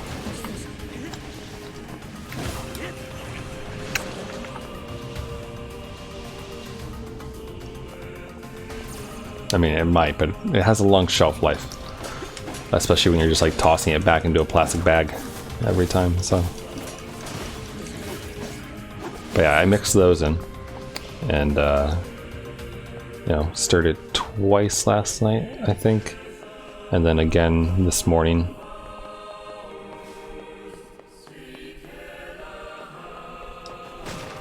And it was good. Trying to remember if this spawns any shades. Nope. Almost so you could jump there though, but yeah, but I ate it today during that happy hour as a way of having something to be happy about, and they turned out pretty decently. I think I want to add salt to the next one that I do, because it was a little bit more on the crystally side, and like it was super fluffy, but it wasn't like, you know, that creamy texture of like sticking to itself that most ice cream has. I didn't quite have that. But I think salt will do that. I think. I could be wrong. But I think salt like prevents the ice from crystallizing quite as much. So I might run an experiment with that tonight, maybe, depending on my mood. I have some things that I want to do as well tonight. That, like, having to sit in a meeting, even if it's like, you know, a designated relaxation one, like a happy hour, quote unquote, is still sitting in a meeting, you know? And it still feels like I'm at work if I'm looking at my work computer like that, so. So there's that, and that was from like 5 to 6. And then at 6 o'clock I had to swap over to another call with someone. And that lasted for an hour. So it wasn't until 7 that I was actually, you know, ready to do anything, to like start the beginning of my evening, basically. And so I reheated up my, got a Philly cheesesteak for lunch. A Philly cheesesteak and a buffalo chicken salad for lunch. And I split it in half. 体の機能が完璧でない者たちか。そういえば聞いたことがあるな。俯瞰全体の魔物が集まっている場所があるって。I like that the Japanese version of Tyron's voice just sounds smug. Like, he doesn't sound like he's putting on like an evil voice or anything like that. He just sounds kind of smug. Like he'd be a playboy.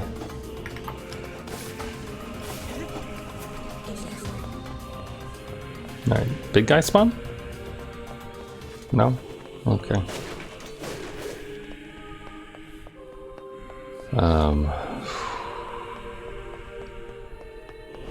But yeah, so I had half of each of those things for lunch, and then just another half of the Philly cheese for dinner. Because calorie-wise, I don't think I can afford more. So, which I don't think I've talked about it in a while. You know, over a year ago, I decided to start counting calories, and lost a good amount of weight doing so. Lost like 50 or 55 pounds, something like that, because I was rather unhappy about where I was physically, and that has been mostly rectified. So, but you know, it's a lifestyle change more than anything. So I'm still counting calories and those kind of things. And I have actually seen like my weight go up recently, because I did get a little bit more lax-ish with it, and a little bit more willing to go over my allotted numbers more often. And also just I was making a lot of cookies for a few weeks, I feel. I'd have to like review the streams where I'm always like putting the various random cooking adventures on display, but I feel like a good number of them are cookies or cookie related.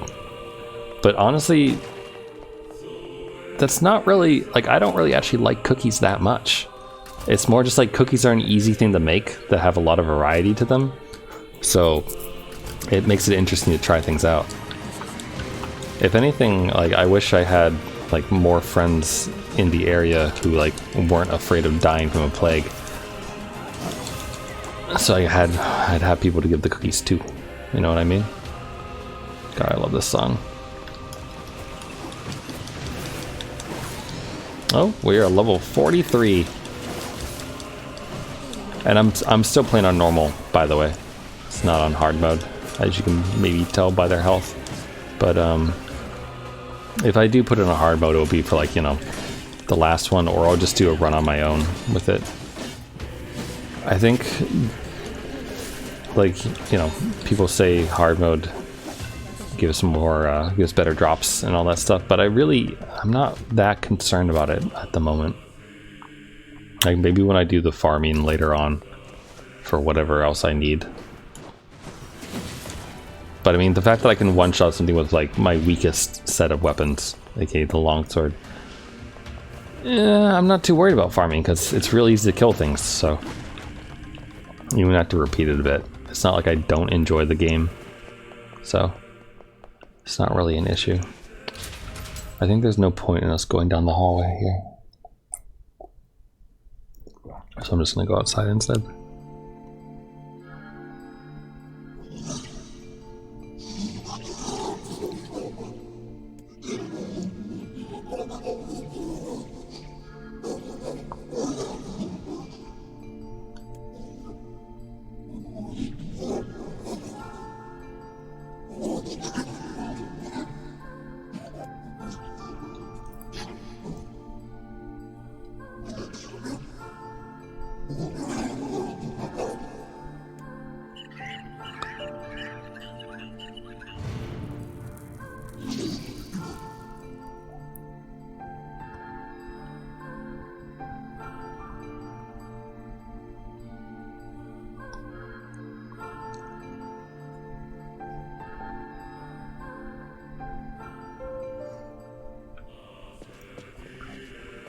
I think we get dialogue, right? エミール、今度から俺も野宿するよ。なぜですか？お前らだけ村に入れないなんて、やっぱりどう考えてもおかしい。不自然だ。抗議運動というわけですね。やめておけ。けど、このままじゃ俺の気持ちが。では、その気持ちだけありがたくいただいておきます。エミール、この大事な時期に慣れない野宿で体調を崩したら大変ですから。それに僕、カイネさんと二人きりでする野宿、割と気に入ってるんです。そういうことだ。邪魔するな。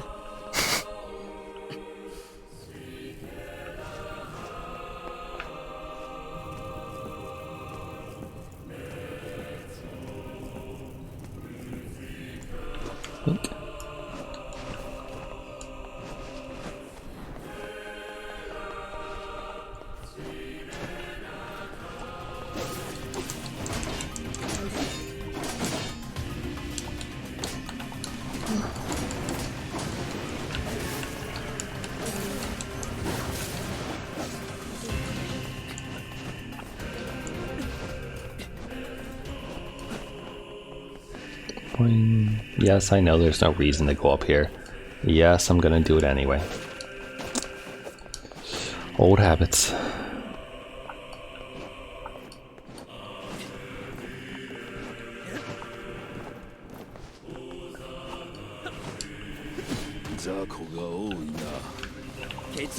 Oh, I forgot I made the Emil heads. Forgot I turned that option on. There you go. Oh, I want to see what happens when we use Gluttony.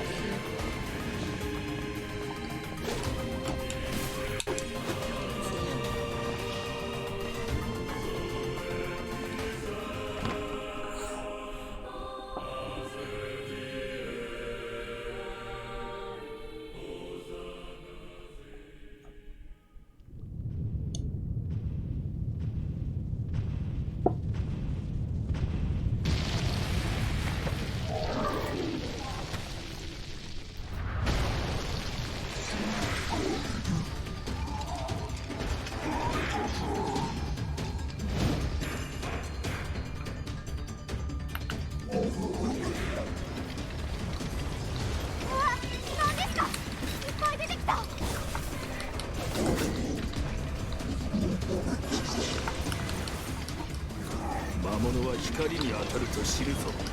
おびき寄せろ。さすがはザコ。たやすいもの。あの石像がボスだ。皆を操ってるぞ。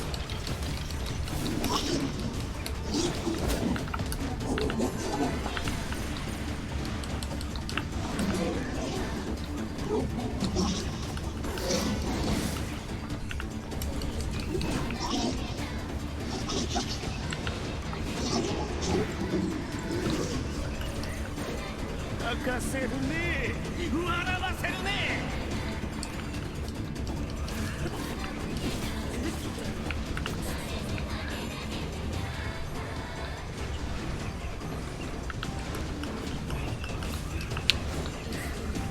小さき者どもよ、この城の人と知って歯向かうか。ザコも次から次へと湧き出てきやがって。奴らは日光に弱い。光のもとへ誘い込むのだ。 There we go.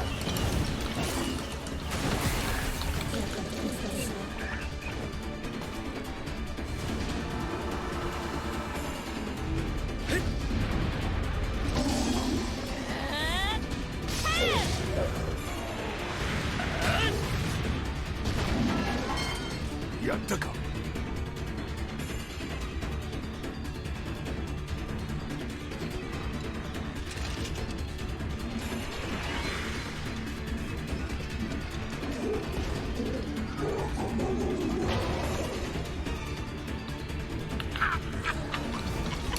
しぶといね。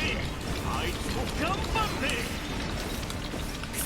くそおい、まさかあのでかいのに同情してるんじゃないだろうか。俺たちはもう引き返すことなんてできない。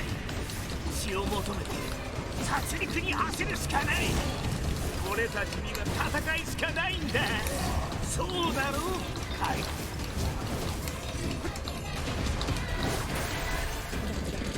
I actually really like Tyron's voice.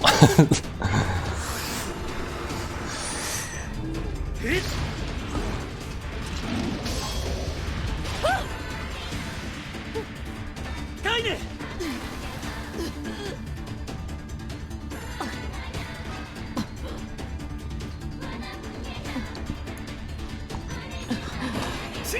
何やってるんだ。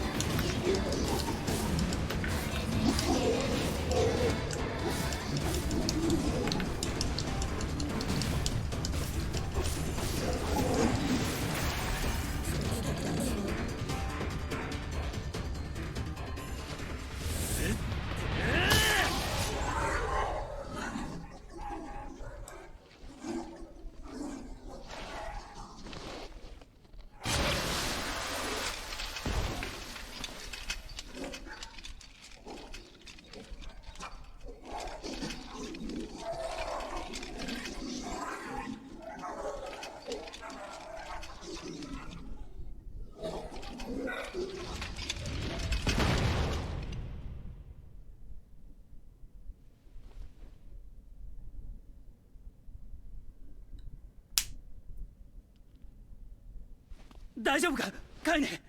今傷の手当てを。この傷はもはや。ダメです。カイネさ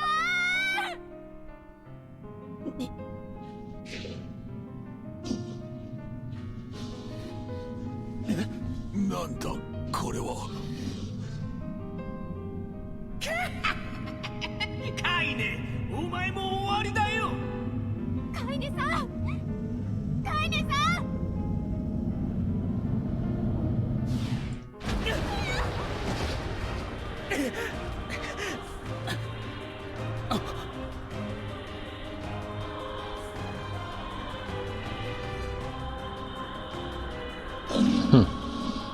So outfit-wise, Tyron is always wearing Kaine's clothes. Interesting. カイネさんの魔物が。叩き落とすしかないよ。カイネさん、正気に戻ってください。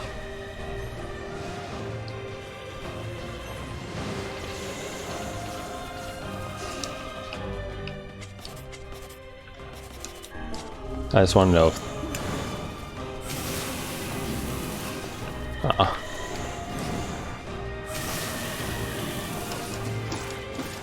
今だ、抑え込め。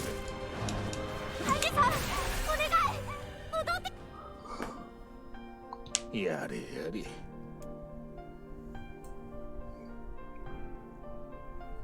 カイネさん、カイネさん。カイネ。私は力を抑えることができなかった。もうお前たちとずっと一緒にいますよ、僕は。また魔物化したら今みたいに止めます。何度だって何度だって止めます。何度だってカイネさんに戻ってきてもらいます。僕、カイネさんがいるから野宿も本当に楽しかったんです。カイネさんが褒めてくれるからこんな姿でも生きていられるんです。僕、本当はとても弱いけどカイネさんといれば強くなれるんです。頼ってばかりの僕だけどカイネさんの仲間なんです。勝手に去らないでください。泣くな、エミール。ありがとう。もう大丈夫だ。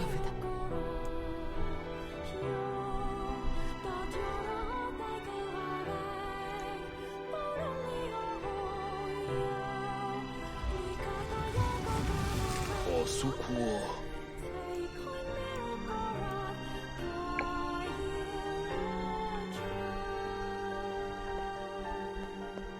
Okay, kinda. You walk the other way then.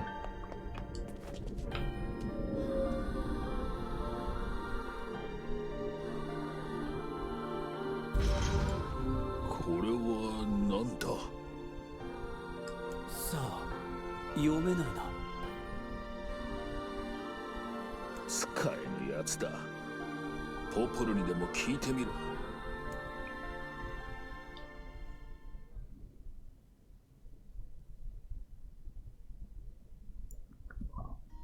これは暗号。なんとかなりそうか。これは魔王の城への封印を解く鍵みたい。ちょっとこれを見てもらえる？わかる範囲の言葉を書いてみたの。手に入ったのは石の守護神という部分の石片。石の神殿にあったことを考えると、ここの石片の言葉に何か意味があると思う。あと4つの石片がはまりそうな場所があるんだけれど、ニエ、機械の断り、記憶する木、忠誠のケルベロス。このうち機械の断りは多分ロボット。記憶する木は神話の森かしら。あとの2つ、ニエ、忠誠のケルベロスは何のことを言っているのか。なるほどな。ん？各地点のでかい魔物を倒して順番に言葉を埋めていけばいいわけだ。手当たり次第に殺していくと。魔王の元に行くためだ。それに相手は魔物。構わないけど危ないわ。さらわれたヨナの方が危険だ。でもヨナちゃんは生きてる。絶対に生きてる。とりあえずロボット山と神話の森に行ってみます。分かった。気をつけ。カイネさんとエミール君のことなんだけど、本当は町の人も感謝しているの。ただ態度や主張をすぐに変えられる人は少ないわ。少し時間をちょうだい。私も努力してみるから。はい。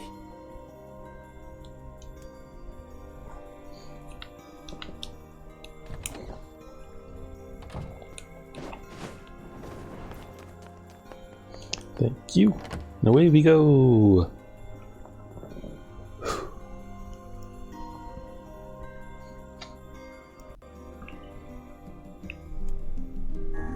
ポポルさんがロボット山に鍵がありそうだと言ってたな。あの兄弟に聞けば何か情報を得られるかもしれぬな。Maybe. Maybe not. We don't know.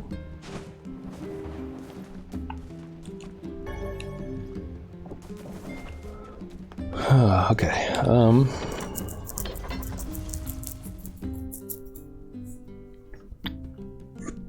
don't know how much longer we'll go for. There's. Oh. あいつは村を出たみたいだね。ええ。なあ、ポポル。あいつ、鍵をすべて集められると思うか？集めてもらわないと困るわ。この5年間が無駄になってしまうもの。オリジナルゲシュタルトである魔王の居場所が分かった今、彼の暴走を止めないと。まさか魔王が閉じこもるなんてね。鍵を守っている魔物、あの子に倒せるかしら。さあな。だがやってもらうしかない。おじけづいたのか？いいえ、すべては計画の完遂のため。あれはそのための道具に過ぎないわ。Neat. Route C exclusive. And also we're getting the pod loading screen again. I wonder if it's because we have the A1 costume on. A1? A2? It's A1, right? It really has been a while since I played this game, huh?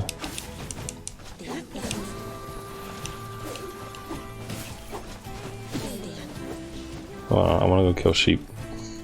If this dude's here, at least. Are you here, sheep hater? He is! What music plays when I run them over?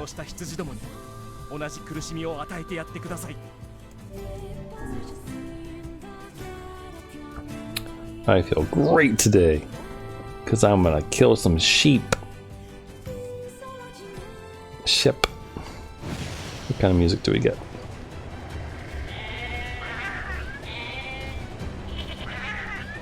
What a noise.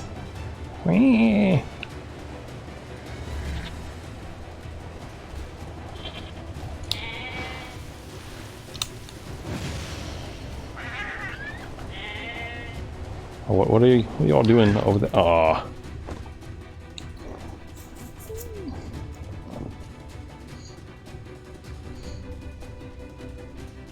Oh, look at the, you see the Kaine doing some kicks?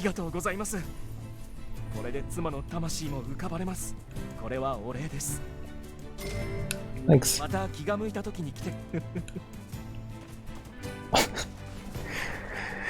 just 12 dead sheep for him.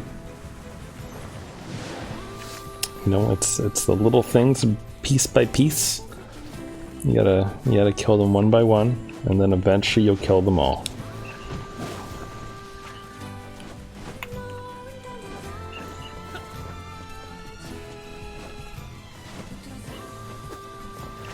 Think.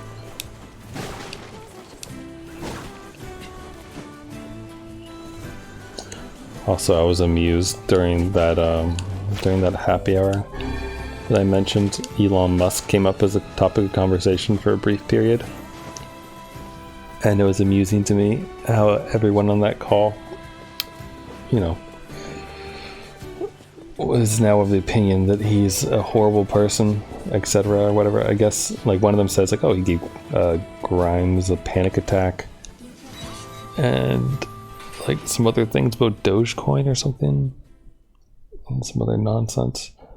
But I just think it's funny because like, ooh, hold up.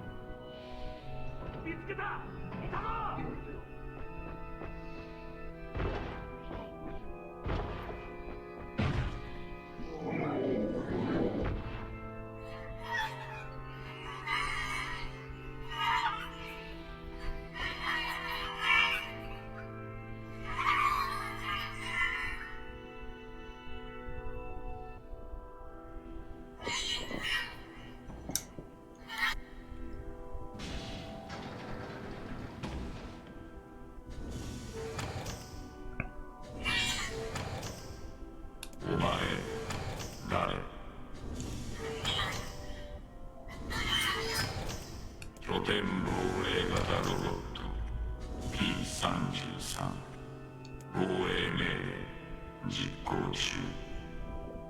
お前目から水流れている。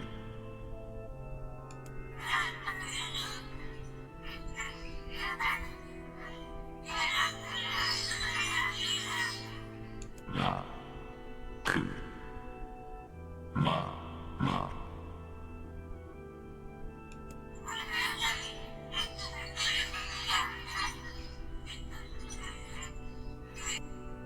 私のマスターも死んだ。何百年も前に私残して。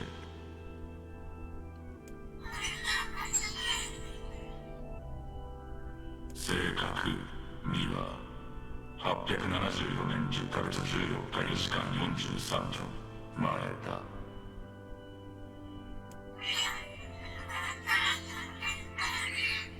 寂しい。そのような行動は命令されていない。私は泣かない。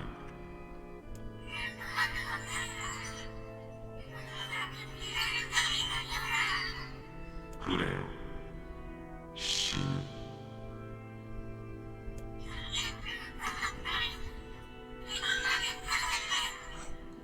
殺す。殺される。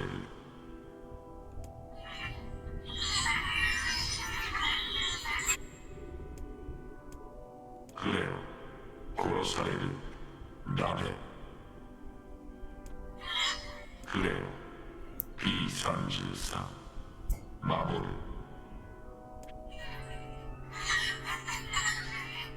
P13 守る仕事。くれよ、守る仕事。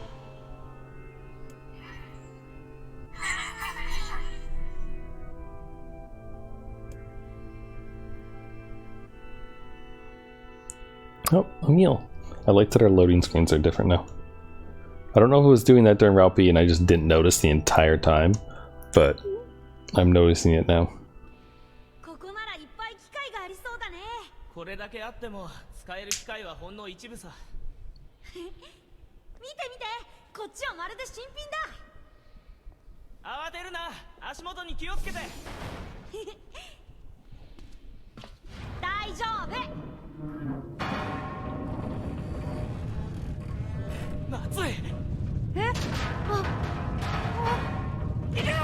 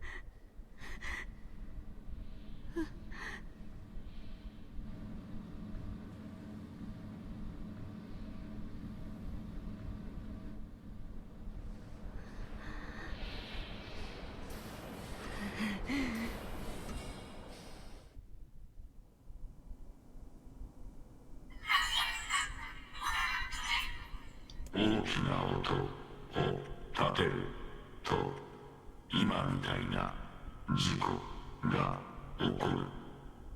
侵入者1名。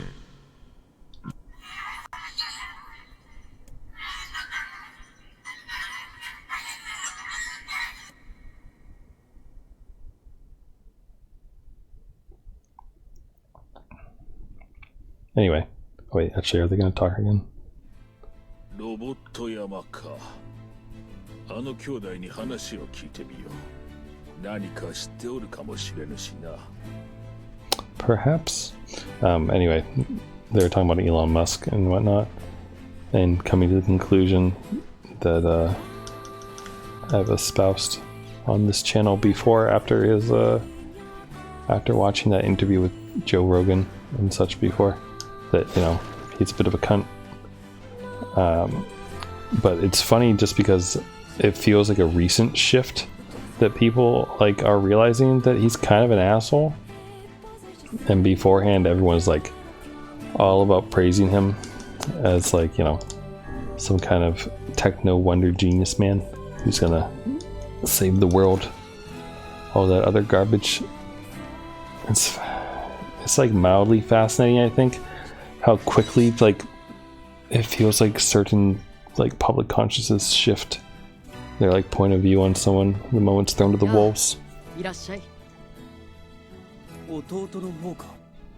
久しぶりだな。兄さんは元気か。実は4年前に事故で。そうであったか。悪いことを聞いたな。いいんです。ちょっと聞きたいことがある。何ですか？この辺りで魔物の話を聞いたことはないか。しかも普通のやつじゃなく、巨大だったり強力な魔物なんだけど。そういうのが出たとは聞いていませんね。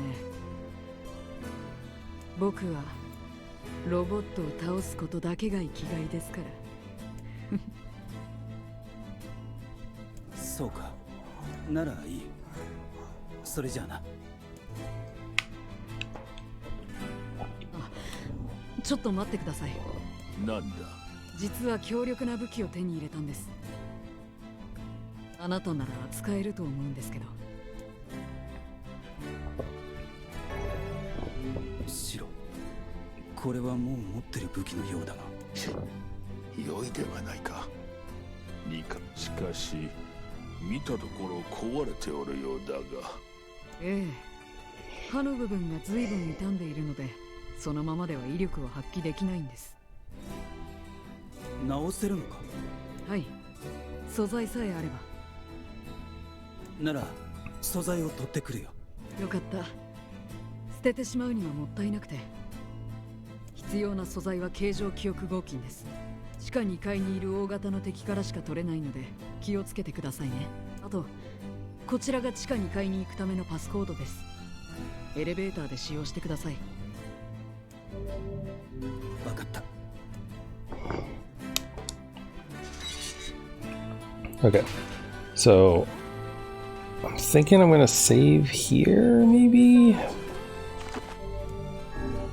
Let me just check something real quick. I think we can ask him to upgrade weapons at the moment. Yes, we can. Great. Oh, look at that. I apparently now have enough iron ore to upgrade the claw, which is good.